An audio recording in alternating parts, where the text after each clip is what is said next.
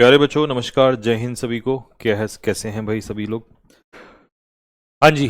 तो क्या मेरी आवाज आ रही है सभी दोस्तों को? और अगर आ रही है तो एक बार थम्स अप डाल के कंफर्म कर दीजिएगा कि भैया आवाज आपकी क्लियर है एकदम। फिर हम करते हैं next session start. Subject of agreement का पहला सेशन कंप्लीट हो चुका है हमारा। आज हमारा सेशन नंबर 2। तो उम्मीद है आप सभी लोगों से पहला, हाँ डाल दो। तो उम्मीद है भाई सभी लोगों से कि आप लोगों ने पहली क्लास को रिवीजन किया है बहुत अच्छे से। एक बार थम्स अप डाल दो अगर हर बच्चे ने पहली क्लास का रिवीजन कर लिया है। तो कमेंट बॉक्स में एक बार थम्स अप डाल के बताएं कि हाँ भैया पहला सेशन हमने पूरा रिवाइज कर लिया है। तो मैं उसके आगे बढ़ूं आज सेशन नंबर 2। तो मैनी मैनी नहीं, मैंने आपको कराया था कहां से? यहां तक करा दिया था, द ओनली तक करा दिया था। ठीक है, अब मैं चल रहा हूं टाइप नंबर 4 की तरफ। टाइप नंबर 4 की तरफ बढ़ रहे हैं आज हम। ठीक है, टाइप नंबर 4। बहुत अच्छे। आपके ये थम्स अप देख के मुझे फील आ रहा है कि आप सभी बच्चों ने बहुत शानदार तरीके से मेहनत की है, रिवीजन किया है।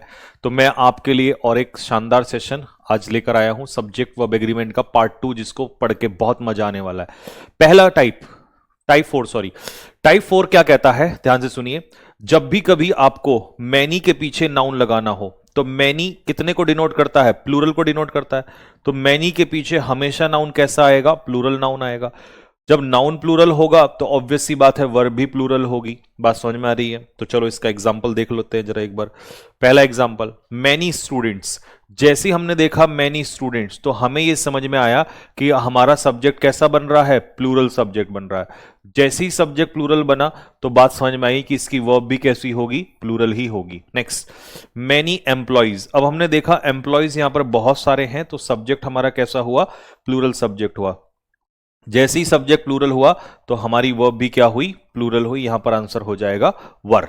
ठीक है, तो दोनों क्वेश्चन समझ में आ गए। तीसरा, मैनी पॉलिटिशियंस। मैं कुछ नहीं बोल रहा हूं, अब आप जल्दी से मुझे फटाफट आंसर बताओ कौन सी वर्ब लगेगी।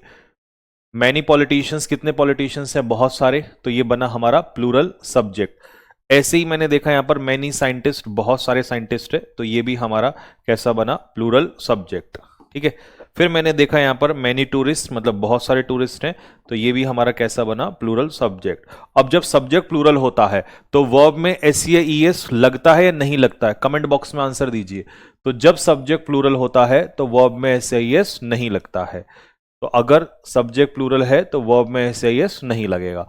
वर्ब में एस या एस लगने से वर्ब कैसी मानी जाती है? सिंगुलर मानी जाती है। तो यहां पर मैनी साइंटिस्ट, सॉरी टूरिस्ट क्या है? प्लूरल। तो यहां पर आंसर हो जाएगा कम। तो ये था मेरे भाई आज का हमारा टाइप 4, जो आपको समझ में आ गया होगा कि जब भी हम मैनी के साथ कोई प्लूरल नाउन यूज करते हैं तो वो प्लूरल की तरह ही एक्ट करता है, प्लूरल वर्ब लेता है। नेक्स्ट, आगे फिर आता है मैनी के साथ अगर आर्टिकल ए और एन हो जाए तब इसका क्या मतलब है। जैसे मैं कहूं मैनी आ या मैनी एन, इसका क्या मतलब है? तो जैसे ही मैनी के बाद ए और एन आर्टिकल आता है तो उसकी वजह से हमारा नाउन जो है वो कैसा हो जाएगा? सिंगुलर। और जैसे ही नाउन सिंगुलर तो वैसे ही वर्ब भी क्या हो जाएगी? सिंगुलर। बात समझ में आ गई सभी को? अब इनमें फर्क क्या है? फर्क समझिए ध्यान से। फर्क यह है कि जब हम मैनी कहते हैं, तो पिक्चर मेथड से सिखाता हूं। जब हम मैनी कहते हैं, ठीक है, मैनी, तो मैनी का मतलब होता है बहुत सारा। मैनी का मतलब होता है बहुत सारा। ये मैनी हो गया। ठीक है, लेकिन जब हम मैनी आ कहते हैं, मैनी आ, मैनी आ, तो इसमें बहुत सारे तो होते हैं, लेकिन इसका मतलब होता है एक के जैसे बहुत सारे। एक के जैसे बहुत सारे। जैसे मैंने कहा कि भाई 2025 में बहुत सारे स्टूडेंट ने सिलेक्शन लिया, मैनी स्टूडेंट्स। 2025 में इस एक के जैसे बहुत सारों ने लिया, एक के जैसे बहुत सारे। तो इस एक के जैसे बहुत सारे का मतलब होगा कि हम यहां पर फोकस जो है वो एक पे कर रहे हैं। तो यहां पर हमारा फोकस किस पे है? एक पे। एक के जैसे बहुत सारे। तो यहां पर मैनी है अंदर, यहां पर ए और एन है। तो सारा फोकस ए और एन पे रहता है। यहां पर बाहर ही फोकस सारा किस पे है, मैनी पर है। तो सारा फोकस मैनी पर है। यहां पर सारा फोकस किसके ऊपर है, कंप्लीट फोकस किसके ऊपर है, ए और एन के ऊपर है। तो इसीलिए कभी भी मैनी के बाद ए और एन आया तो हमारा नाउन सिंगुलर होगा और वर्ब भी सिंगुलर होगी। जैसे इस एक के जैसे बहुत सारे टीचर, तो हमारा जो सारा फोकस हुआ मैनी आ लगते ही जैसे हमने मैनी आ देखा तो ये प्लूरल नहीं, वो सिंगुलर हो जाएगा। और जैसे ही सिंगुलर हुआ तो मेरे भाई हमारा सब्जेक्ट जो है वो singular, singular subject, singular subject. तो वर्ब भी क्या होगी, सिंगुलर, वर्ब भी क्या होगी, सिंगुलर, दोनों सिंगुलर होंगी। चलिए इन तीनों में मुझे बताइए, अब जैसे मैंने कहा मैनी एन अपॉर्चुनिटी, इस एक अपॉर्चुनिटी के जैसी बहुत सारी अपॉर्चुनिटी, तो हमारा सब्जेक्ट कैसा हुआ, सिंगुलर। इस एक नेता के जैसे बहुत सारे नेता, तो ये भी क्या हुआ, सिंगुलर। इस एक एप्लीकेंट के जैसे बहुत सारे एप्लीकेंट, तो ये भी क्या हुआ, सिंगुलर। और जब सिंगुलर हुआ तो यहां भी हैज। अब प्रोमिसेस मतलब बहुत, भाई देखो इस एक नेता के जैसे बहुत सारे नेताओं ने प्रॉमिस किया, तो इसका मतलब जब सिंगुलर है तो सब्जेक्ट सिंगुलर तो वर्ब भी सिंगुलर, और वर्ब सिंगुलर कब होती है, जब एस लगता है, तो ये भी सिंगुलर। ठीक है, तो दोनों कॉन्सेप्ट समझ में आ गए होंगे सबको, मैनी और मैनी आ का। मैनी में क्या होता है फिर से देख लो, मैनी का मतलब है बहुत सारे, और मैनी आ या एन का मतलब है एक के जैसे बहुत सारे। तो यहां फोकस है एक पे और यहां फोकस है बहुत सारों पे। तो ये कॉन्सेप्ट सबको क्लियर हो गया होगा। हम सब डाल दीजिए कि भैया दोनों क्लियर हैं, बिल्कुल मैनी और मैनी आ में अब हमें कभी कोई डाउट नहीं होगा। अगला कॉन्सेप्ट है मच। मच का कॉन्सेप्ट देखिए, आपने पढ़ा है कि मैनी का इस्तेमाल हम करते हैं प्लूरल के लिए और मच का इस्तेमाल करते हैं अनकाउंटेबल के लिए। इसीलिए मच के पीछे हमेशा कैसा नाउन आता है, अनकाउंटेबल नाउन आता है। कैसा, अनकाउंटेबल नाउन। और अनकाउंटेबल किसकी तरह से बिहेव करता है, सिंगुलर की तरह। तो जब सब्जेक्ट सिंगुलर होगा तो वर्ब भी हमारी कैसी होगी, वर्ब भी सिंगुलर होगी। बात समझ में आ गया। तो यहां पर मच के पीछे अगर नाउन आ रहा है तो मच कैसे एक्ट करेगा, एडजेक्टिव के रूप में, क्योंकि अगर ये नाउन है तो नाउन से पहले एडजेक्टिव होगा। लेकिन अगर मच अकेला आता है तब भी वो सिंगुलर ही होगा। अगर मच अकेला आता है, अकेला, अकेला, तो वो किसकी तरह काम करता है, प्रोनाउन की तरह। ठीक है, लेकिन सिंगुलर वो तब भी रहेगा, चाहे वो एडजेक्टिव हो या प्रोनाउन हो, सिंगुलर हमेशा रहेगा। मतलब तुम तो जहां भी मच देखो तो समझ जाना कि वो क्या है, सिंगुलर है। लेकिन डिफरेंस बताने के लिए मैंने बोला है। एक बार मेरे साथ रिवाइज करो, क्या पढ़ाया मैंने मच के बारे में, इधर देखो जल्दी से सारे। अगर मच के पीछे नाउन आएगा, मच के पीछे नाउन आएगा तो मच क्या कहलाएगा, एडजेक्टिव। और अगर मच अकेला हुआ तो उस समय मच क्या कहलाएगा, प्रोनाउन, प्रोनाउन। ठीक है, singular verb, singular verb, verb दोनों में सिंगुलर रहेगी। ठीक है, वर्ब दोनों में सिंगुलर रहेगी। ठीक है, यही बात मैंने ऊपर लिख के दी है। आ जाओ तो फिर क्वेश्चन करके दिखाओ। पहला, मच प्रोग्रेस, काफी सारी प्रोग्रेस, मतलब काफी हद तक। अब प्रोग्रेस कैसा नाउन है, अनकाउंटेबल नाउन है। यहां मच अकेला है तो अकेला प्रोनाउन है, पी फॉर प्रोनाउन है। यहां पर मच क्या है, एडजेक्टिव हो गया। लेकिन ये सिंगुलर है तो आंसर क्या होगा, सिंगुलर। ये भी सिंगुलर है तो आंसर क्या होगा, singular. Much information, uncountable noun, uncountable noun, ये यहां पर क्या हो जाएगा, एडजेक्टिव हो जाएगा। अब ये भी सिंगुलर होता है तो आंसर क्या होगा, वॉज हो जाएगा सीधा सीधा। Next, much remains to be discuss, काफी कुछ बचा हुआ है डिस्कस करने के लिए। तो मच अकेला है तो क्या हो गया, प्रोनाउन हो गया। लेकिन सिंगुलर ही होता है, ये सिंगुलर होता है तो रिमेन्स एस लगाना पड़ेगा। मच एफर्ट, ठीक है, एफर्ट यहां पर क्या हो गया, अनकाउंटेबल नाउन हो गया। मच क्या हो जाएगा, मच एडजेक्टिव हो जाएगा। तो आंसर क्या होगा, इज। बात क्लियर हो गई यहां तक, बिल्कुल सिंपल कर दिया, इसमें कोई बच्चे को डाउट नहीं होना चाहिए। चलो जी, थम्स अप डाल दो कि भैया यहां तक आपने बहुत अच्छे से समझा दिया, हमें इसमें कोई डाउट नहीं छोड़ा बिल्कुल भी। आपने हमें बता दिया कि मच चाहे आपका एडजेक्टिव हो या प्रोनाउन हो, दोनों ही केस में मच जो है क्या होता है, सिंगुलर होता है, और उसके पीछे सिंगुलर वर्ब आती है। ये आपने दोनों बातें बता दी, प्लस ये भी बता दिया कि एडजेक्टिव कब होगा। एडजेक्टिव होगा जब अपने पीछे नाउन लेगा। प्रोनाउन कब होगा, जब अकेला होगा, क्योंकि पार्ट्स ऑफ स्पीच आपने पढ़ाए हैं हमें, तो पार्ट्स ऑफ स्पीच के हिसाब से हमें निकालना आता है कि अकेला होगा तो वो प्रोनाउन ही होगा, लेकिन अगर अपने पीछे नाउन ले रखा होगा तो वो एडजेक्टिव होगा। बहुत बढ़िया, आपके थम्स अप अच्छा लगता है मुझे जब ऐसे आते हैं। चलो जी, अब यहां पर ये बवाल क्या है, इतनी लंबी चौड़ी सी कहानी। पहले जो बच्चे अंग्रेजी में पढ़ते हैं उनको सिखाते हैं। If there is used, if there is used after a verb and it qualifies the verb, then it is used as an adverb of place. But if there is used in the beginning of a sentence, it is called dummy subject. Then the verb is used according to the noun or pronoun given after it.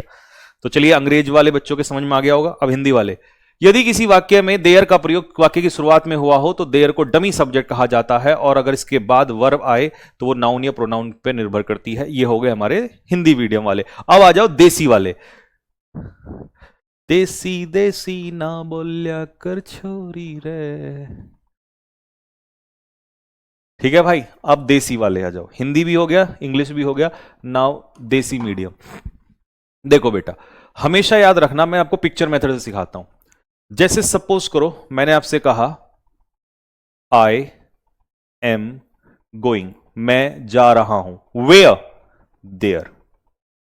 तो जो there है इस समय पर वो verb की विशेषता बता रहा है, तो ये एडवर्ब है, और वेयर का जो आंसर दे दे वो एडवर्ब ऑफ प्लेस है। तो हमने प्रूव किया कि देयर यहां पर एडवर्ब ऑफ प्लेस है। ठीक है, लेकिन अगर मैं आपसे कहूं there are some students in the class, class में कुछ बच्चे हैं, तो यहां पर जो देयर, जब देयर वाक्य की शुरुआत में आता है तो ये एडवर्ब ऑफ प्लेस नहीं होता, इसका पार्ट ऑफ स्पीच पूछ भी लेता है। इसे हम कहते हैं डमी सब्जेक्ट। क्या कहते हैं, डमी सब्जेक्ट। इसका कोई अर्थ नहीं होता है, जैसे मोबाइल डमी होता है ना, वैसे ही। तो वो ये कहना चाह रहा है कि जब ये वाक्य की शुरुआत में आता है तो जो इसके बाद ये वर्ब आती है ना, ये वाली जो वर्ब होती है, कई बच्चे सोचते हैं कि ये वाली वर्ब इसके अनुसार आती है। गलत बात है, ये केवल इन्वर्जन के लिए आया है। इन्वर्जन मतलब सेंटेंस को रिवर्स करने के लिए। ठीक है, तो इसके बाद जो ये वर्ब आती है वो आगे दिए हुए इस नाउन या प्रोनाउन पे डिपेंड करेगी। उल्टा चलता है यहां पे, इन्वर्जन में उल्टा चलता है। अगर यहां पर सम स्टूडेंट्स की जगह मैं अ स्टूडेंट कर दूं, तो अ स्टूडेंट का मतलब है देयर इज अ स्टूडेंट। तो जैसा यहां नाउन है वैसी यहां वर्ब है, और यही इतनी सी बात इस लंबे चौड़े कहानी में लिख रखी है। ये सब कुछ है ना, क्या लिख रखा है कि अगर देयर वाक्य की शुरुआत में आता है, वाक्य की शुरुआत में अगर देयर आता है, यहां पर अगर देयर आता है, ठीक है, अगर यहां पर देयर आता है वाक्य की शुरुआत में, तो ये डमी कहलाएगा। और इसके बाद आने वाली जो वर्ब है वो इस दिए हुए नाउन या प्रोनाउन पर डिपेंड करती है। सिंगुलर होगा तो सिंगुलर, प्लूरल होगा तो प्लूरल। और अगर किसी वर्ब को क्वालिफाई करने लगे देयर, तो वो एडवर्ब ऑफ प्लेस होता है। तो बस अब बताओ कौन सा मेथड सही लगा, बताओ। अब बताओ कौन सा वाला मेथड समझ में आया आपको। सर आपका हेयर केयर रूटीन क्या है, लुक शो शाइनी। अरे यार तुम रूटीन बोझ लो, मेरे को जीना मुश्किल हो गया जब से मैं इधर नोएडा आया हूँ। मेरी हालत ख़राब हो गई है, यहाँ खाना ढंग से नहीं मिल रहा, सब कुछ बिगड़ गया है, तबीयत और ख़राब हो गई है। जैसी बुक कंप्लीट होगी देन बैक टू देहरादून, फिर वैसे ही वापस उसी वाले उसमें मिलेंगे हम, देसी मेथड। हा हा हा हा हा। चलिए जी, चलो। अच्छा, ये हिंदी में आगे भी लिखा था, यदि देयर का प्रयोग वर्ब के बाद किया गया हो तो उस समय एडवर्ब ऑफ प्लेस का काम करेगा। ठीक है, तो देसी मेथड से समझ में आ गया। पिक्चर बना दी यहां पे कि देयर अगर सेंटेंस की शुरुआत में है तो इसको हम क्या बोलेंगे, इसको हम डमी सब्जेक्ट बोलेंगे, और यहां जो नाउन प्रोनाउन है उसके हिसाब से ये वर्ब आएगी। ठीक है, तो यही इसका एक्चुअल में सब्जेक्ट होगा, जो भी आगे नाउन प्रोनाउन दिया होगा। ठीक है, आओ। There is oblique are several issues, बहुत सारे मुद्दे हैं जिनको जरूरत है इमीडिएट अटेंशन की, मतलब उन पर तुरंत ध्यान देना है। तो सेवरल इश्यूज, सेवरल मतलब प्लूरल, तो सेवरल इश्यूज यानी कि प्लूरल होता है, ठीक है। तो इसीलिए आंसर यहां पर क्या होगा, are. There has oblique have been many complaints, many complaints, many तो अभी बताया हमने प्लूरल होता है, और प्लूरल होता है तो आंसर हो जाएगा हैव बीन, ना कि has been. There was oblique were a sudden increase, fuel price में कितना इंक्रीज हुआ, सडन इंक्रीज, एकदम से बढ़ोतरी हुई। तो कैसा हुआ ये, सिंगुलर हुआ। कैसा हुआ, सिंगुलर। अगर ये सिंगुलर है तो वर्ब भी कैसी होगी, सिंगुलर ही होगी, ठीक है। There exist oblique exist many misconception, तो कितने भ्रम, भ्रांतियां, भ्रम कह सकते हैं इसको, मिसकंसेप्शन होता है भ्रम, कितने सारे भ्रम फैले हुए हैं एग्जाम पैटर्न को लेकर, बहुत सारे। तो बहुत सारे का मतलब है यहां पर प्लूरल, और अगर प्लूरल है तो SCIS नहीं लगता, वो तो सिंगुलर के लिए होता है। तो इसका सही उत्तर होगा एग्जिस्ट, ठीक है। There was oblique were many girls, बहुत सारी लड़कियां थी जो पार्टी ज्वाइन करना चाहती थी, तो मैनी गर्ल्स मतलब प्लूरल। तो अगर ये प्लूरल है तो इसका आंसर भी क्या हो जाएगा, प्लूरल। तो थम्स अप डाल दो कि भैया आपने ये बिल्कुल ही एक तरीके से समझा दिया, एक क्लियर कर दिया कि यहां जैसा होगा प्लूरल तो प्लूरल, प्लूरल तो प्लूरल, सिंगुलर तो सिंगुलर, प्लूरल तो प्लूरल, ठीक है।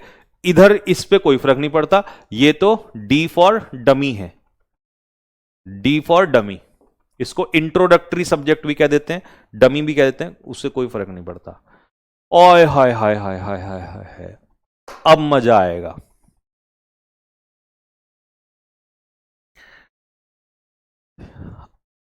इस चैप्टर का सबसे टॉप पॉइंट, जो सबसे खतरनाक चीज है, प्रेजेंट सब्जंक्टिव मूड, ये उसने हमें दिया। ये क्वेश्चन सबसे ज्यादा परेशान करने वाला था एक तरीके से, मतलब आप यूं कह सकते हो कि सबसे ज्यादा बवाल क्रिएट करने वाला है। बहुत इसने तंग किया है बच्चों को, बहुत ज्यादा, ठीक है। ध्यान से सुनना, देखो पहले तो प्रेजेंट सब्जंक्टिव मूड होता क्या है।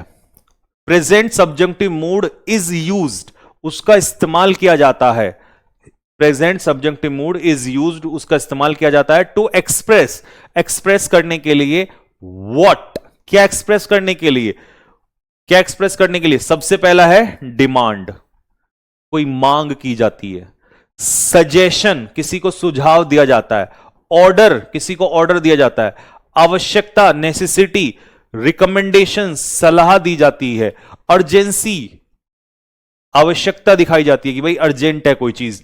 अब तुम मुझे बताओ, ऑर्डर, रिक्वेस्ट, अच्छा यहां पर ये छूट गया, अर्जेंसी, रिक्वेस्ट। अब तुम मुझे बताओ, इधर आओ, ये बताओ कौन से टाइप के सेंटेंस में ये सारी बातें बताई जाती हैं। अब तुम सोचोगे यार भैया आपने जो वास्तव में इतने दिन मेहनत की थी ना बेसिक्स में हमारे साथ, वो यहां काम आने वाली है। 5 टाइप के सेंटेंस पढ़ाए थे, जिसमें मम्मी दादी कहती है जीता रहे तेरी बहू आए, ऑप्टेटिव सेंटेंस, क्वेश्चन पूछे, इंटेरोगेटिव सेंटेंस, सडन, ओ आ ऊ, ये क्या है, एक्सक्लेमेटरी सेंटेंस, इंटरजेक्शन के माध्यम से, स्टेटमेंट, सिंपल स्टेटमेंट दे दे तो सब, कौन सा था वो, असर्टिव सेंटेंस, और ऑर्डर, कमांड, ये सब जिसमें किसी को कुछ करने के लिए कहा जाए वो गुड मेरे भाई, इंपैरेटिव सेंटेंस। अब तुम मुझे ये बात बता दो, क्या मैंने इतने दिन मेहनत की थी वो फायदा नहीं हुआ उसका? क्या अब तुम्हें समझ में आ रहा है कि यार इस इंसान ने उतने मेहनत क्यों की थी हमारे ऊपर? क्योंकि अगर मान लो आज मैं यहां तुमसे ये पूछ रहा होता कौन से सेंटेंस हैं, और मैं तुम्हें इंपैरेटिव सेंटेंस ये कहता कि भैया ये इंपैरेटिव, और तुम कहते हैं ये क्या होता है, तो मेरे भाई ये बवाल अभी ही खड़ा हो जाता। नहीं सीख पाते तुम उसको अच्छे से नहीं सीख पाते। अब क्योंकि तुम्हारा बेस बहुत स्ट्रांग है, तुम्हें मैंने 15-20 दिन इसी बात पे दिए हैं कि यार हर एक बात, कोई भी चीज बोलूं तुम एकदम से बोलो कि हाँ यार ये तो हमें आता है, तो मैं सीना चौड़ा करके कह सकता हूं कि ये कॉन्सेप्ट अब मैं सिखाने को तैयार हूं, क्योंकि तुम्हें ये वाला आता है, कॉन्सेप्ट पता है। तो मेरे भाई कोई भी चीज जब मैं कर रहा होता हूं उसके पीछे बहुत बड़ी सोच होती है कि मुझे पता आगे किस चीज के लिए तैयार करना है, ठीक है। तो इसीलिए अगर मैं कोई चीज करवा रहा होता हूं तो उसको बस प्यार से करते रहा करो, मुंह बंद करके, बस यूं खोलना नहीं है मुंह, मुंह नहीं खोलना, ध्यान से सुन लेना। अगर तुमने कहा ये नहीं होगा, ओ ये तो डफ है, ओ ये तो अभी ये नहीं हुआ, वो नहीं, मुंह नहीं खोलना, बस बस यूं रखना है टेप लगा के, बस जो भाई करवाता जा रहा है उसको करते चले जाओ, ठीक है जी। तो प्रेजेंट सब्जंक्टिव मूड वो होता है जिसमें हम रिकमेंडेशंस, नेसेसिटी, ऑर्डर, एक तरीके से मैं कहूं, अगर मैं एक तरीके से कहूं तो किसकी फीलिंग आ रही होती है, इंपेरेटिव की फीलिंग आ रही होती है, किसकी, इंपेरेटिव की फीलिंग। और इंपेरेटिव में एक बार आ जाओ जल्दी से, मुझे इतना बता दो, जब हम बात इंपेरेटिव की करते हैं तो क्या इंपेरेटिव में सब्जेक्ट या टेंस के अकॉर्डिंग वर्ब लगती है क्या, बताओ जल्दी से। मैंने कहा हे कम हियर, इधर आ, तो क्या यहां पे कोई फर्क पड़ेगा, हे गो देयर, वहां जा, राम स्कूल जाओ, राम, गो या गोज टू स्कूल, गो या गोज टू स्कूल, बताओ। आप कहोगे नहीं भैया इसका कोई फर्क नहीं पड़ता, यहां ना टेंस देखा जाता है ना यहां सब्जेक्ट देखा जाता है, यहां सिर्फ और सिर्फ होती है इंपेरेटिव में वर्ब की बेस फॉर्म। तो लाडले यही चीज तो मैं बताना चाह रहा हूं तेरे को कि प्रेजेंट सब्जंक्टिव मूड में सबसे इंपॉर्टेंट क्या है, सबसे इंपॉर्टेंट है कि यहां पर वर्ब की कौन सी फॉर्म मिलती है, सब्जेक्ट चाहे कुछ भी हो, चाहे कुछ भी हो, सब्जेक्ट चाहे कुछ भी हो, क्या ही रहेगा, हमेशा वर्ब की बेस फॉर्म ही रहेगा, ऑलवेज बेस फॉर्म। और सुन, और पेपर के लिए आसान कर रहा हूं, और पेपर के लिए आसान कर रहा हूं, ये तो है मीनिंग से पहचानना, कुछ वर्ब होंगी स्पेशल वहां पर, जैसे कि डिमांड, मांग करना, सजेस्ट, सुझाव देना, ठीक है, एटसेट्रा, इस टाइप की कुछ वर्ब होंगी, उन वर्ब से, और या कुछ एडजेक्टिव होंगे, या तो कुछ वर्ब होंगी या कुछ एडजेक्टिव होंगे जो ये बताएंगे कि यहां तो सब्जंक्टिव मूड तैयार हो रहा है, ठीक है जी। तो आप कहोगे भैया फिर एक काम करो, क्योंकि आपका मुझे पता अगला क्वेश्चन क्या है, आपका अगला क्वेश्चन ये है कि भैया वो वाली वर्ब या वो वाले एडजेक्टिव लिखवा दो हमें, और ऐसा हो नहीं सकता कि मैं ना लिखवाऊं।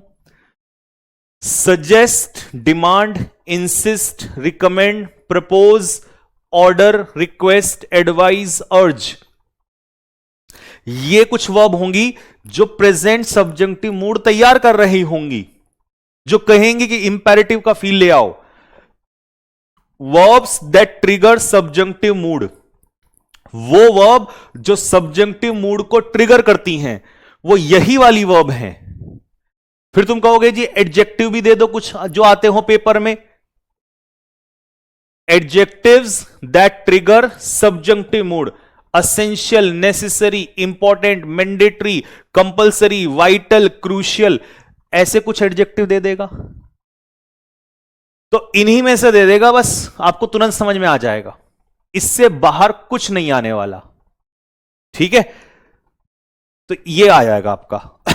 अब आ जाओ जी, सीधा आगे बढ़ो।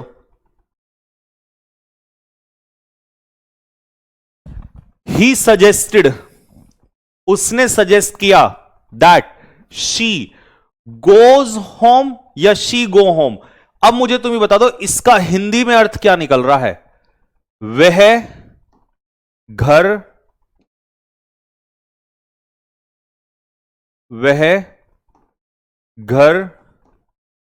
जाती है, वह घर जाए।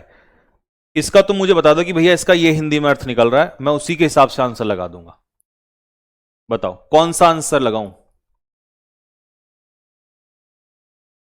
आप कहोगे भैया इसका अर्थ निकल रहा है कि उसने ये सजेस्ट किया, उसने कुछ करने के लिए कहा, और जब हम किसी को कोई काम करने के लिए कहते हैं तो इंपेरेटिव नहीं आता, तो बस वही तो सब्जंक्टिव मूड में जाएगा।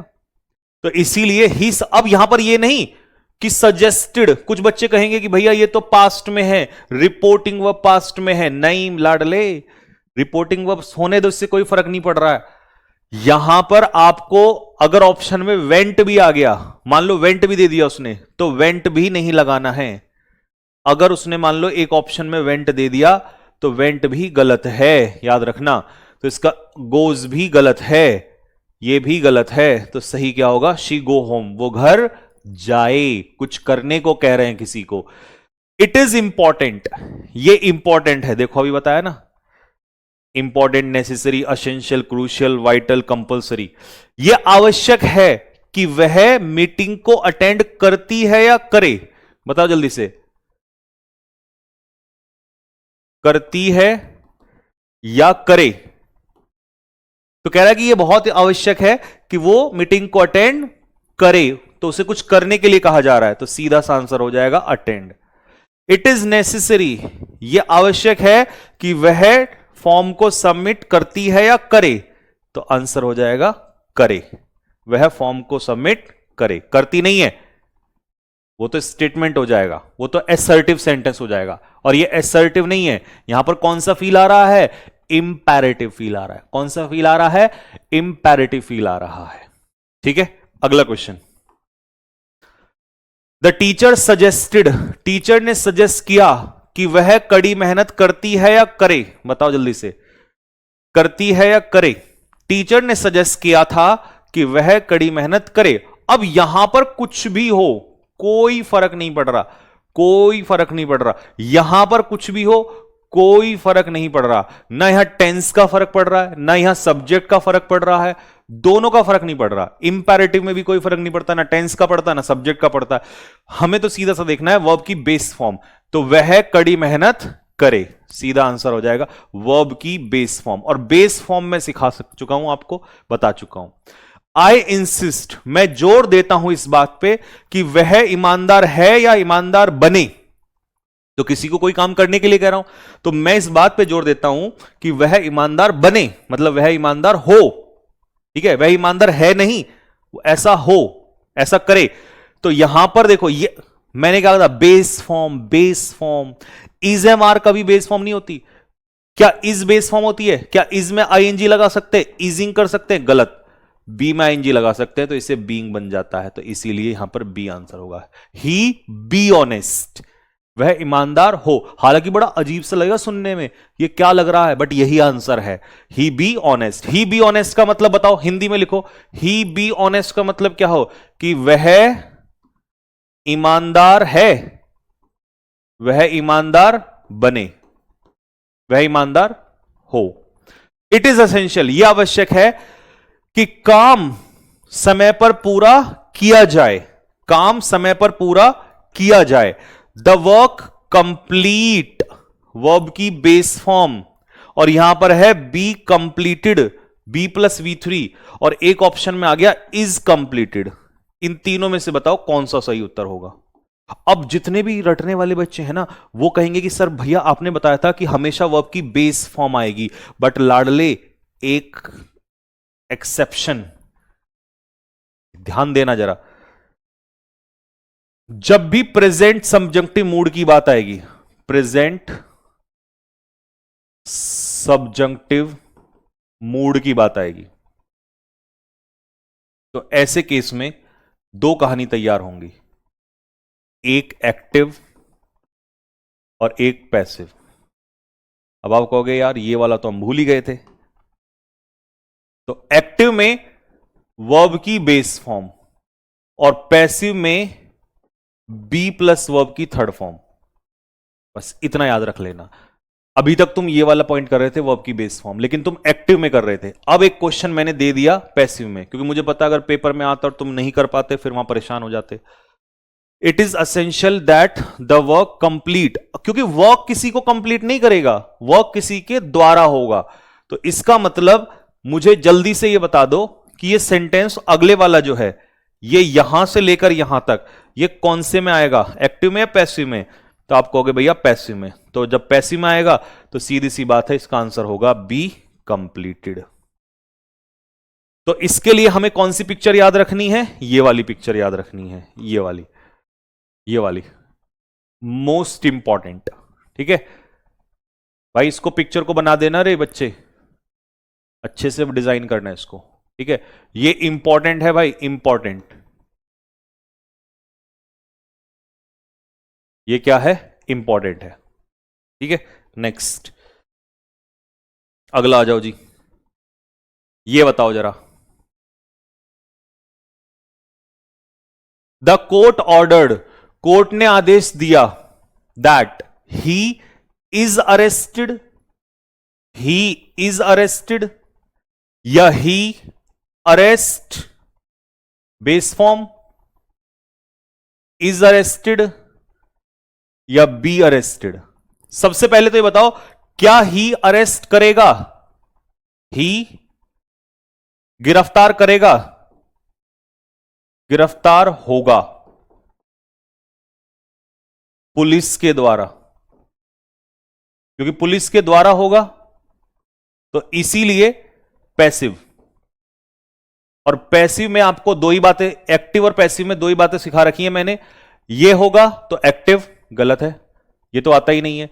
ये होगा पैसिव में, तो इसका सही उत्तर क्या होगा? Be arrested. ठीक है, तो ही किसी के द्वारा होगा, पुलिस के द्वारा। कोर्ट ने आदेश दिया कि उसको गिरफ्तार कर लिया जाए। ठीक है, तो वापस आओ एक बार फिर से, क्योंकि सबसे इंपॉर्टेंट कॉन्सेप्ट है ये। चलो भाई, कमेंट में लिखो जल्दी से फटाफट, मेरे साथ साथ कमेंट में लिखो, प्रेजेंट सब्जंक्टिव मूड अगर आपसे कोई पूछे तो क्या होता है present subjunctive mood? Present subjunctive mood वो चीज होती है जो demand, recommendation, necessity, order, suggestion, urgency, request, ये सब दिखाता हो, उसे कहते हैं प्रेजेंट सब्जंक्टिव मूड। इसमें किसकी झलक आती है? इंपैरेटिव की झलक आती है। किसकी झलक आती है? इंपैरेटिव की झलक आती है। दूसरी बात, इंपैरेटिव सेंटेंस किससे स्टार्ट होते हैं? वर्ब की बेस फॉर्म से। किससे स्टार्ट होते हैं? वर्ब की बेस फॉर्म से। इनमें सब्जेक्ट का कोई रोल नहीं होता, टेंस का कोई रोल नहीं होता। टेंस में तुम प्रेजेंट दे लो, पास्ट दे लो, कोई फर्क नहीं पड़ता। सब्जेक्ट सिंगुलर दे लो, प्लूरल दे लो, कोई फर्क नहीं पड़ता, कोई फर्क नहीं पड़ता। ठीक है, इनके लिए कुछ वर्ब होती हैं, उन वर्ब का नाम बता दिया, suggest, demand, insist, recommend, propose, order, request, advise, अर्ज। इनके लिए कुछ एडजेक्टिव होते हैं, essential, necessary, important, mandatory, compulsory, vital, crucial. ये दिखाते हैं प्रेजेंट सब्जंक्टिव मूड। ठीक है जी, और इसके दो केस होते हैं, एक्टिव और पैसिव। इसके दो केस होते हैं, एक्टिव और पैसिव। मेरे भाई, पैसिव में हमेशा, सॉरी, एक्टिव में हमेशा वर्ब की बेस फॉर्म और पैसिव में वी प्लस वर्ब की थर्ड फॉर्म। तो एक्टिव में बेस फॉर्म और पैसिव में बी प्लस वर्ब की थर्ड फॉर्म। ये दोनों बात, ये बात इंपॉर्टेंट है। सबसे इंपॉर्टेंट तो यही है, सबसे इंपॉर्टेंट तो यही है। ठीक है जी, चलो अब थम्स अप मार दो कि भैया आज के बाद चाहे कुछ भी हो जाए बट हम इसको नहीं भूलेंगे। इसको तो जीवन में नहीं भूलेंगे, चाहे दुनिया इधर से इधर हो जाए, चाहे दुनिया इधर से उधर हो जाए, पर भैया इसको नहीं भूलेंगे, चाहे कुछ भी हो जाए। भैया चाहे कुछ भी हो जाए पर हम भूलेंगे नहीं। टाइप 8 वाला जो आपने सिखाया है उसको हम कभी नहीं भूलेंगे। शाबाश, शाबाश मेरे शेरों। राहुल, पूजा, रंजीत, निशांत, अनिल, रुस्तम, रितिका, अंजलि, शाबाश, बहुत बढ़िया। अब प्रेजेंट सब्जंक्टिव मूड तो दुनिया ने पढ़ाया, प्रेजेंट सब्जंक्टिव मूड तो दुनिया ने पढ़ाया, लेकिन जिसके चर्चे नहीं हुए वो इतना खास था कि उसके बारे में किसी ने बात तक नहीं की। और अब हम उसी को पढ़ाने जा रहे हैं। अगला टाइप मेरे दोस्त, नेक्स्ट टाइप, जिसको हम बोलेंगे टाइप 9। और इस टाइप 9 का जिक्र पूरे YouTube पे अलग से कॉन्सेप्ट बना के नहीं किया गया। इसका जिक्र किसी सिलेबस में भी नहीं हुआ। तो फिर ये इतना इंपॉर्टेंट क्यों है? क्योंकि ये एडिक्विटी ने दिया पिछले साल, सीजीएल में भी दिया, सीएचएसएल में भी दिया, इवन एमटीएस में भी बच्चों ने बताया हमें, तो फिर इसको अलग से लिया गया।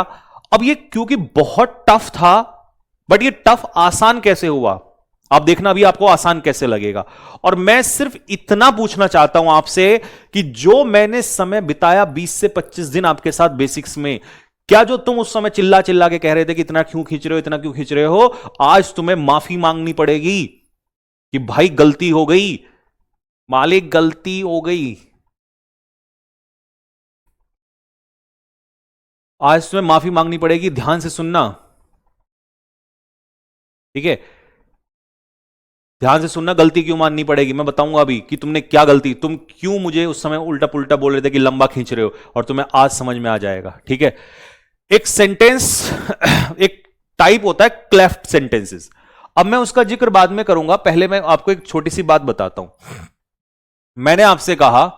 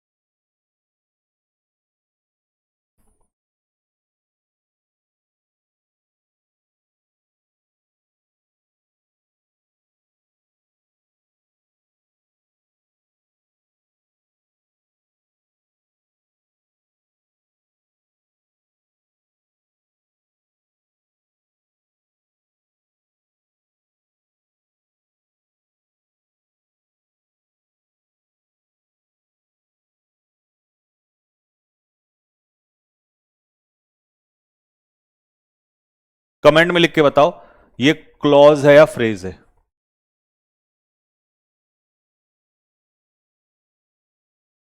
ये क्लॉज है या फ्रेज है?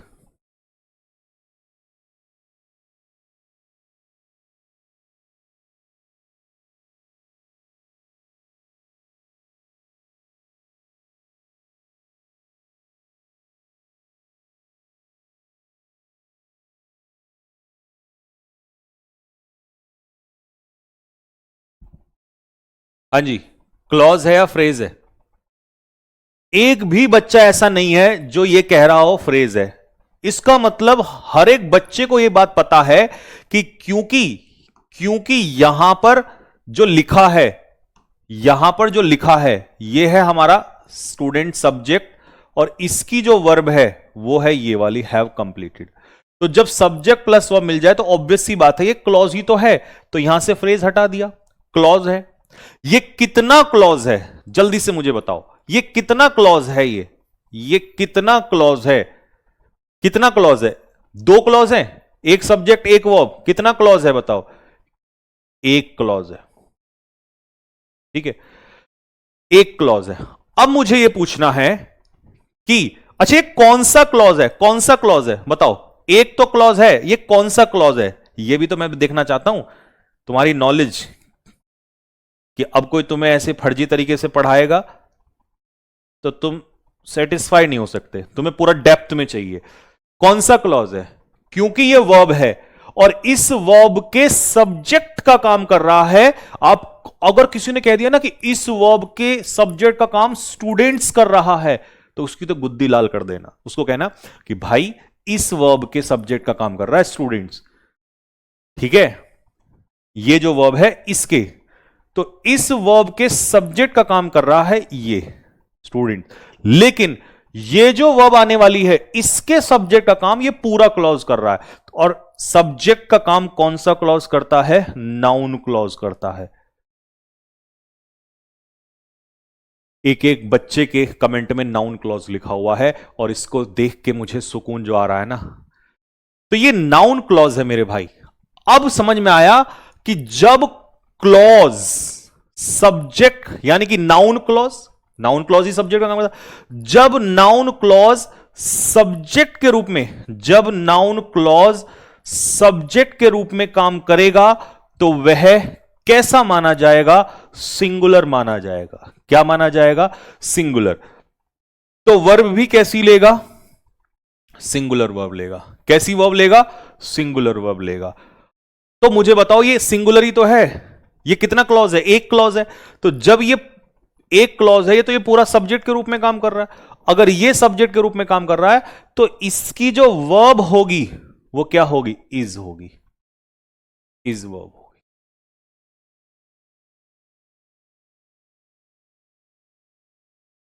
आई बात समझ में? आया समझ में? इतना इजीली समझा दिया मैंने। ये देखो, मुझे कोई मेहनत ही नहीं लगी इसको समझाने में। इसको समझाने में मेरी रत्ती भर मेहनत नहीं लगी, लेकिन इसको समझाने में मेरी जान निकल गई। अब आप कहोगे दो बातें कैसे? सुनो, इसको समझाने में मेरी मेहनत इसलिए नहीं लगी क्योंकि 25 दिन मेहनत करने में मेरी जान निकल गई थी उस समय। क्योंकि अगर मैं कहता कि ये नाउन क्लॉज है तो तुम कहते व्हाट इज नाउन क्लॉज? मैं कहता noun clause can be used as subject और ऑब्जेक्ट। तुम कहते what is noun clause, what is subject object, क्या कह रहे हो, ये क्या बात बता रहे हो? तो फिर मैं कहता कि देखो, इसके पहले दैट प्लस कुछ ऐसा लिखा होगा तो उसको कुछ मान लेना, और ये हो जाता कचरा। तो मेरे भाई एक बात जिंदगी में याद रखना, मेरे केस में याद रख लेना, मुझे किसी का नहीं पता, मेरे उसूल अलग हैं थोड़े से, कि मैं बहुत लंबी प्लानिंग करके चलता हूं और मैं किसी समय पर हुए क्रिटिसिज्म को भी झेल रहा होता हूं साइलेंटली, क्योंकि मुझे पता है कि वक्त आएगा तो सब कुछ सबको जवाब मिल जाएगा। मैं जानता हूं, मुझे बहुत तमाम बच्चों ने यह बात बोली थी कि इतना लंबा खींचने का क्यों फर्जीवाड़ा में। मैंने पढ़े हैं कमेंट, स्क्रीनशॉट है मेरे पास, लेकिन मैंने जवाब नहीं दिया क्योंकि मैं ये जानता था कि इसका इस्तेमाल कहां पर होगा। और वही चीज आज जो तुम एकदम बिल्कुल ऐसे रसगुल्ला गप मुंह में अंदर, वो उसका यही कारण है। तो ध्यान रखो, जिस व्यक्ति के साथ जुड़े हो उस पर विश्वास रखो और ये सोच के चलो कि भाई पढ़ाने से पहले वो रिसर्च करता है और वो ये जानता है कि आगे आने वाले समय में लोग उस दिन की क्लास के बारे में सोचते हैं, मैं उस क्लास को आगे 6 महीने 4 महीने क्या होगा वहां तक जोड़ रहा होता हूं। तो इसीलिए जब भी जो कुछ चल रहा होता उसको बस थोड़ा सा ध्यान में रखा करो। आज भी क्रिटिसिज्म झेल रहा हूं मैं, तमाम मैसेजेस आ रहे हैं मेरे पास, कहां चले गए यूट्यूब से, कहां पर हो, क्लासेस नहीं मिल रही हैं, इधर उधर कर रहे हैं तो समझ नहीं आ रहा है। मैं इस समय पर सबसे ज्यादा क्रिटिसिज्म झेल रहा हूं, लेकिन मेरी आदत है क्रिटिसिज्म को झेलने की, क्योंकि मुझे पता है जिस दिन मैं आऊंगा उस दिन धमाका करके आऊंगा। मुझे पता है कि इस समय पर मैं क्या तैयार कर रहा हूं। लोगों को तो सिर्फ इतना पता है कि मैं बुक तैयार कर रहा हूं, लोगों को तो यह नहीं पता कि मैं बहुत बड़ी चीज तैयार कर रहा हूं। 2026-25 तो हमारा था ही था, 2026 हमारा नहीं, हमारे बच्चों का होगा। याद रखना, ये ऐसी जो हुलिया चेंज हुआ है ना, बात समझ लेना कि इस समय पर खेल बहुत बड़ा रचा जा रहा है। बस इतना मैं हिंट दे रहा हूं, क्योंकि आपको भी लग रहा होगा कि हम भी तो यही सोच रहे हैं, बुक तैयार हो रही है, अरे तैयार ही कुछ और हो रहा है। बस वक्त बताएगा।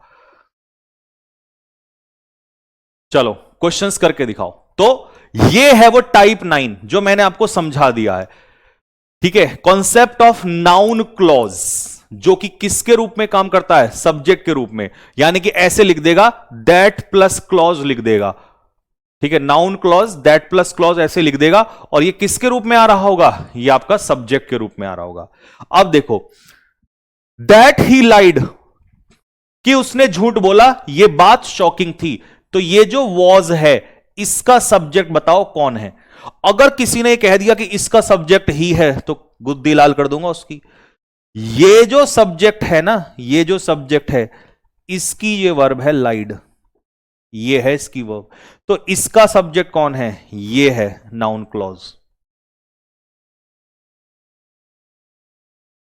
ये नाउन क्लॉज। यहां पर द मीटिंग वॉज कैंसिल्ड, अब मीटिंग जो सब्जेक्ट है, इसका वर्ब है वॉज कैंसिल्ड, ये इसका वर्ब है। लेकिन इज डिसअपॉइंटिंग, बड़ा निराशाजनक है। तो इसका सब्जेक्ट कौन है? इसका सब्जेक्ट है ये पूरा, ये पूरा, ये नाउन क्लॉज।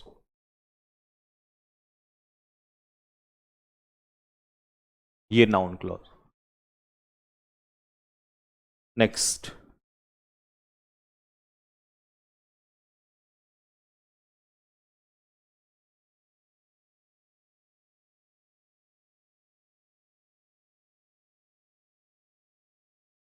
एडिक्विटी कहती थी ना कि हम एस्टेसी करेंगे। एडिक्विटी के फादर तैयार किए जा रहे हैं, ठीक है।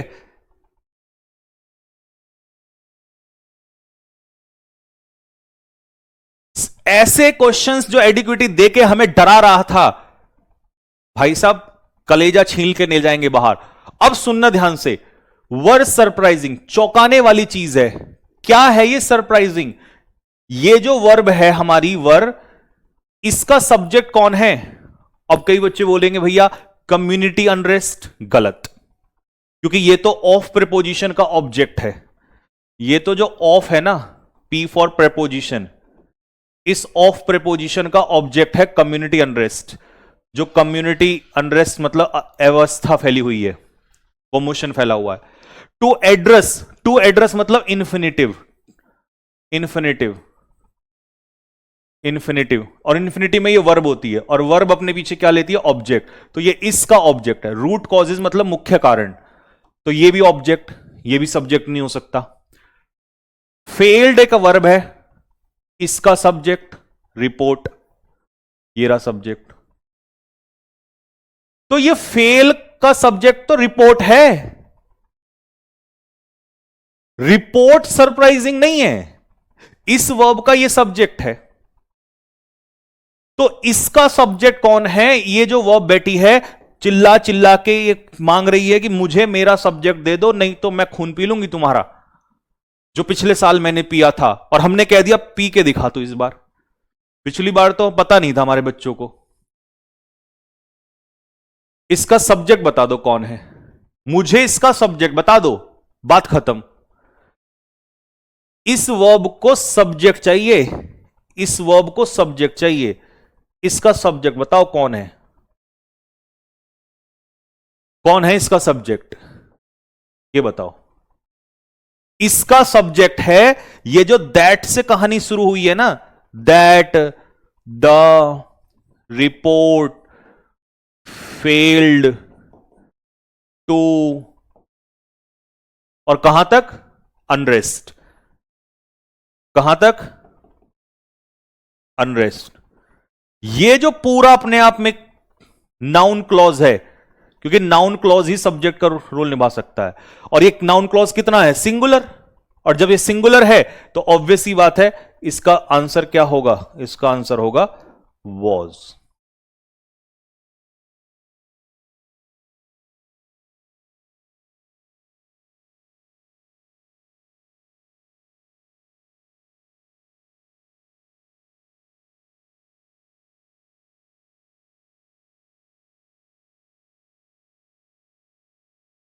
थम्स अप डाल दो सारे के सारे।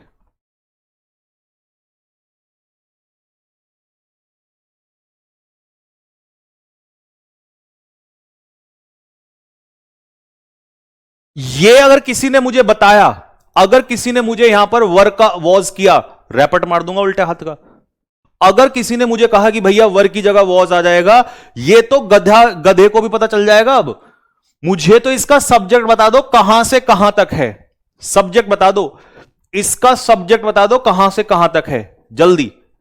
मुझे ये बता दो इसका सब्जेक्ट कहां से कहां तक है, जल्दी।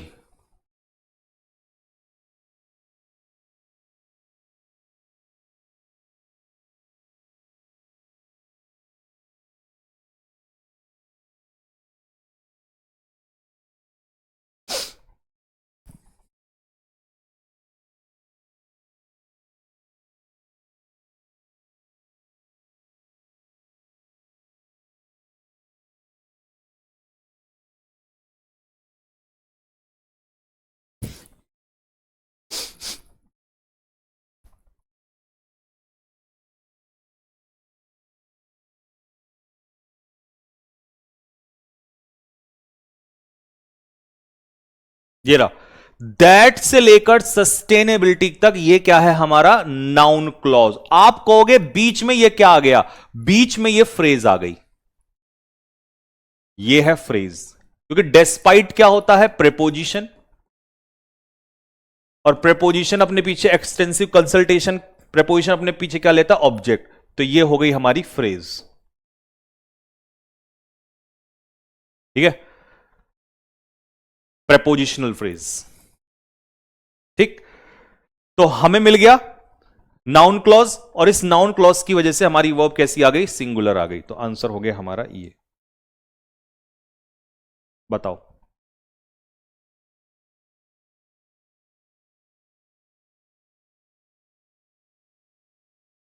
मुझे तो इसके सब्जेक्ट बता दो, बस बात खत्म। सब्जेक्ट बता दो जल्दी फटाफट।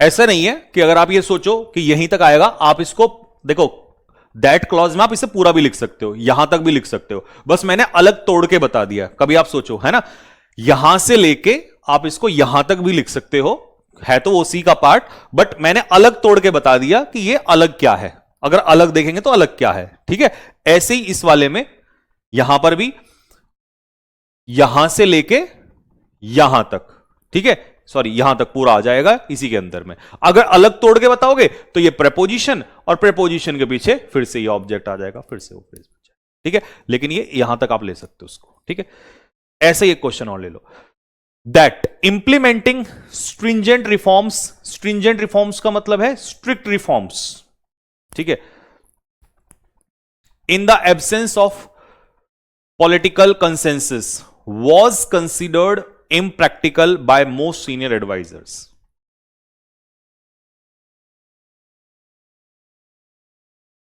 बताइए, ये हो गई हमारी वर्ब was। बताओ जल्दी से, ले क्या बनेगा, दैट से लेकर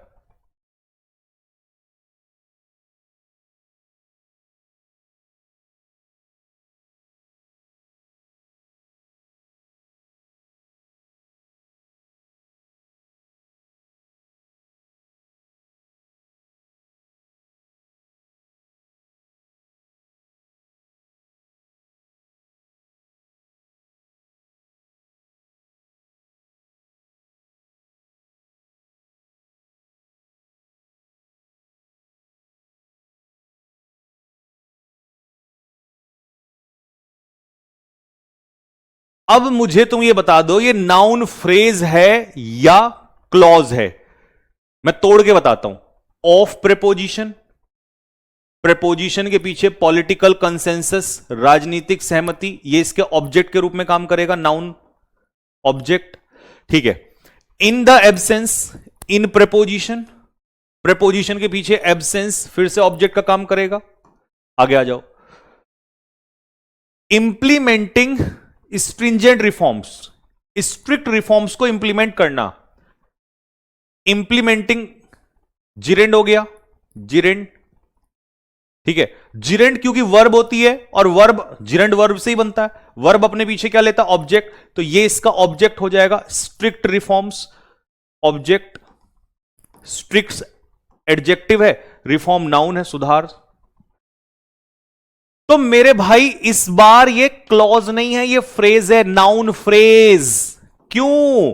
क्योंकि क्लॉज में क्या जरूरी होता है, सब्जेक्ट प्लस वर्ब का होना, और यहां पर कहीं भी देख रहे हो, कहीं भी प्रेपोजिशन के पीछे ऑब्जेक्ट, प्रेपोजिशन के पीछे ऑब्जेक्ट, जिरेंड, जिरेंड वर्ब, हालांकि नाउन है लेकिन वर्ब के पीछे ऑब्जेक्ट। तो सीधी सी बात है, सब्जेक्ट प्लस वर्ब तो है नहीं।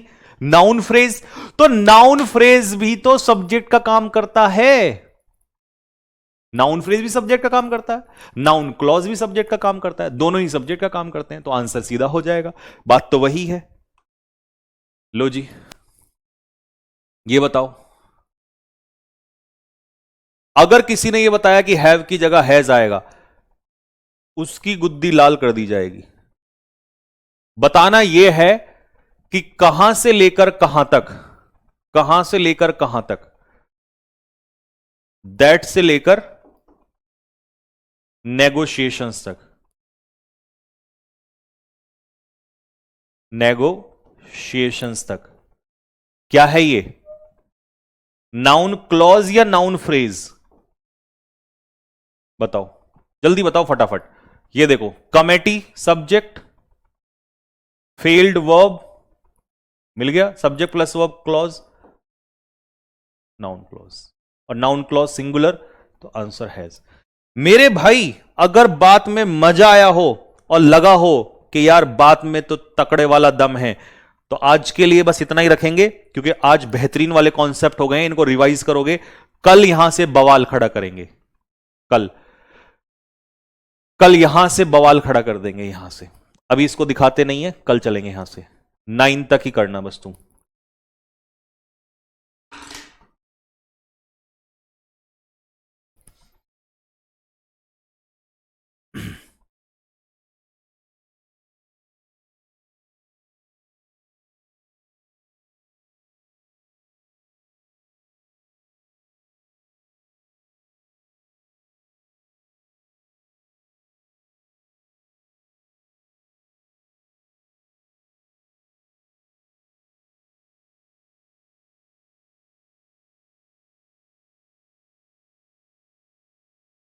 ठीक, सर आपसे लोग इतने चिढ़ते क्यों? कोई बात नहीं, अब इसका तो उनको पता होगा कि हमसे लोग इतने चिढ़ते क्यों हैं। आई डोंट केयर, ठीक है। चलिए भाई, तो एक बात तो आपको यह समझ में आ गई होगी कि कोई भी क्लास बिना रिसर्च के नहीं होती है, हर क्लास एक रिसर्च के बाद होती है, पहली। दूसरी बात, जीवन में पेशेंस रखना। क्यों रखना? क्योंकि न जाने सामने वाला वो सब कुछ भी सोच के बैठा हो जो हमारी सोच से ही बाहर हो, और हम खामा खाई उसके बारे में गलत सोच लें। तो बस मैं यही बताना चाहता हूं आप लोगों को, ठीक है।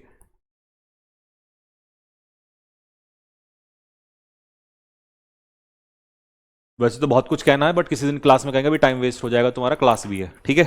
तो बस इतना ही रख लेते हैं। और बहुत बच्चे बार बार पूछ रहे हैं कि बुक कब तक आएगी, कब तक आएगी। तो देखो, मैं आपको इतना बता देता हूं कि मार्च का पूरा महीना लगेगा, मार्च का पूरा महीना। मेरे पास दो रास्ते थे, मेरे पास दो रास्ते थे। एक तो 10 मार्च को बुक लाना, एक 10 अप्रैल को बुक लाना।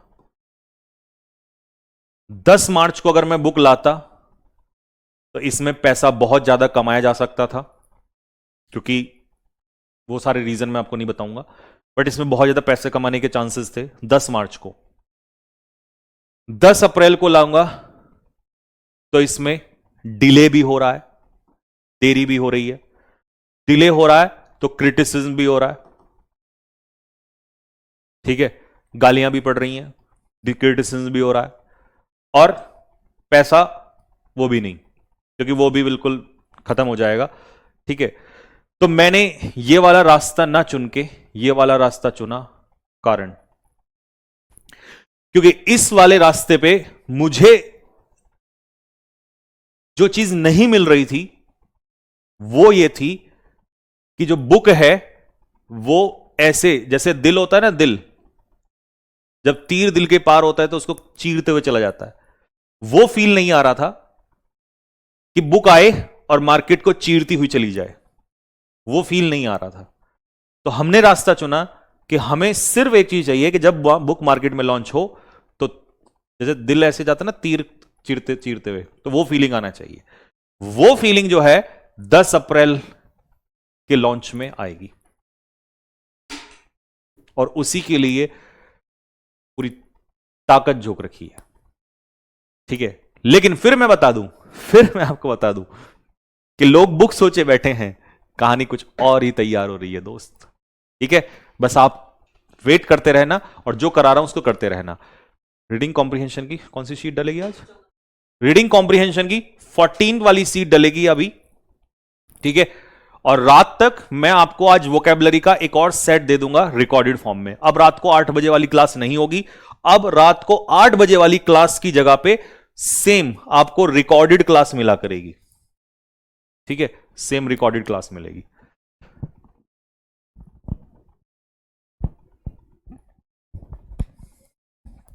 ठीक है भाई, okay, love you everybody. Revise करते रहना, बस एक रिक्वेस्ट है, रिवाइज करते रहो, बाकी मैंने सब कुछ ही संभाल रखा है। ठीक है, आपसे और कुछ करवाऊंगा नहीं मैं, मुझे बस रिवाइज कर लेना। ठीक है।